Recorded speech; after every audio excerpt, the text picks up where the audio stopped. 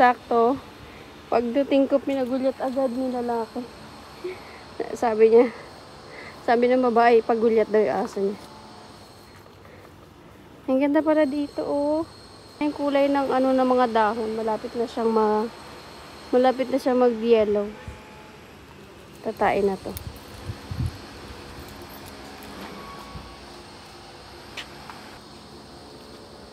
Wala si Lisa, umalis na yata.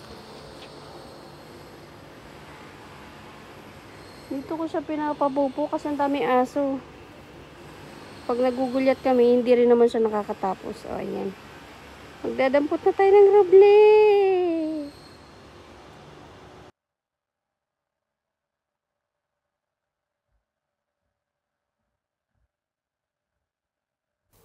Fast forward na tayo, Mi. Ayan, pagkatapos ko nga palang magpagulyat ng aso or magpa-pupo at magpaihi. Ayan, inayos ko naman tong bouquet ng amo ko. Tapos natuwa lang ako dito, guys, kasi alam ko marami nito sa Pilipinas. Ito siya, parang ang tawag dito sa amin noon, kulitis. Kulitis o kung ano man. Alam ko marami nito sa atin sa Pilipinas. Tapos dito, ginagawa siyang pang-decoration sa mga bouquet. Tapos sobrang mahal niya. Tapos akalain nyo yun, yung mga ganito ginagawa pang bouquet dito, samantalang sa atin, parang damo-damo na lang yun. Tapos ayan, nagde-defrost nga pala ako ng ref. Tapos pinaglilinisan ko na yung mga layer niya kasi sobrang dumi na. Tapos ayan, niligpit ko na din yung mga gamit kasi nga Monday nito. So yung mga kainan nila nung Saturday, Sunday, hindi pa nila nagligpit. So ako na yung gumawa. At ayan, nagpa-deliver na rin si amo ng mga sabon. Talagang ito yung pinakang na-excite ako kasi alam kong hindi ako mag-aabono at saka hindi ako mabibitin sa paglalaba dahil marami akong sabon. Excited na excited pa nga ang lola nyo dyan, guys. Bali, itong video na to, pang Facebook sana to, kaya lang inilipat ko na lang dito sa aking YouTube channel dahil wala pa talaga akong ka-update. Tapos sobrang busy kasi. Kailangan ko kasing maubos na yung mga video gawa ng mag-o-autumn na. So, sobrang dami kong video, guys. So, edit ko to. Tapos, yung format niya, medyo ganito. Sobrang lapit. Kasi nga, pang Facebook talaga to. Pero, hindi ko na i-upload dun sa kabila. Dito na lang sa YouTube.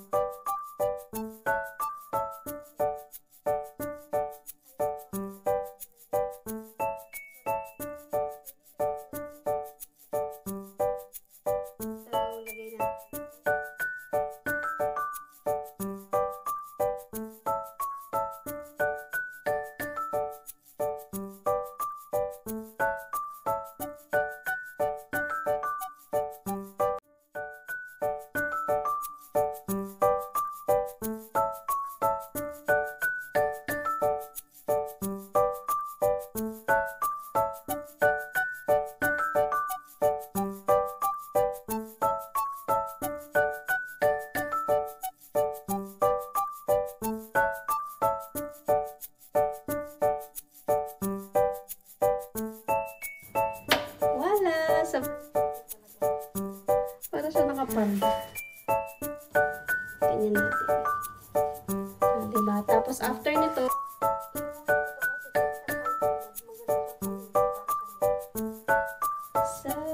it for today's video. Bye! Ang pangit itong reflection ng ilaw para may mga... Bye!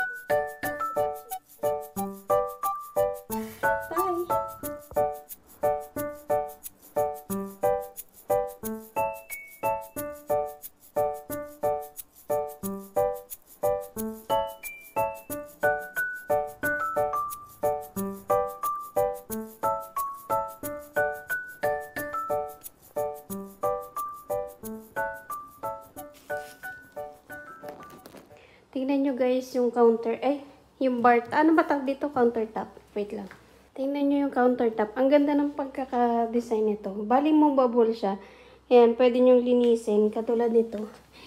Inurong ko kasi alam ko may natapon dito. Pero nalinis ko na to nung nakaraan. Hindi ko to ganong inaalis-alis kasi nga, ano lang siya, parang dikit lang yan ng ano ba tawag? Basta yung pandikit sa granite. Tapos ganyan yung style niya. Oh.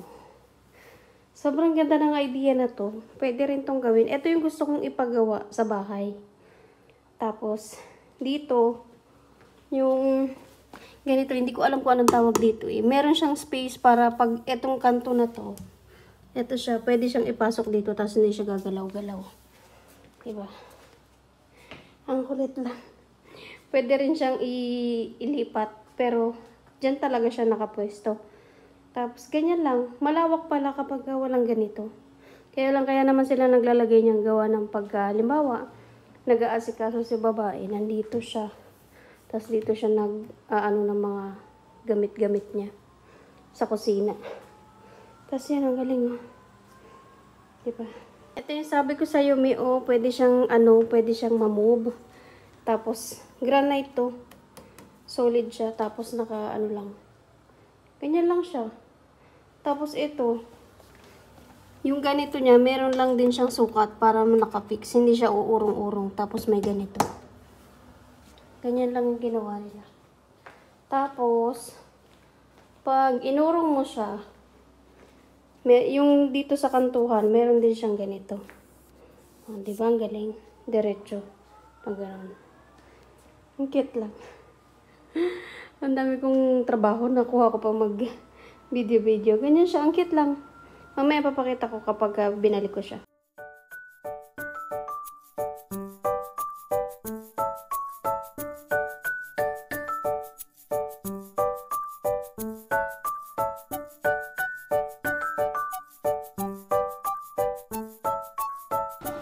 Ayan na siya guys. Naibalik ko na. Ganyan yung itsura niya. Nakafix siya dun sa gilid. Para hindi siya gagalaw. Diba? Ang cute. Ang cute lang.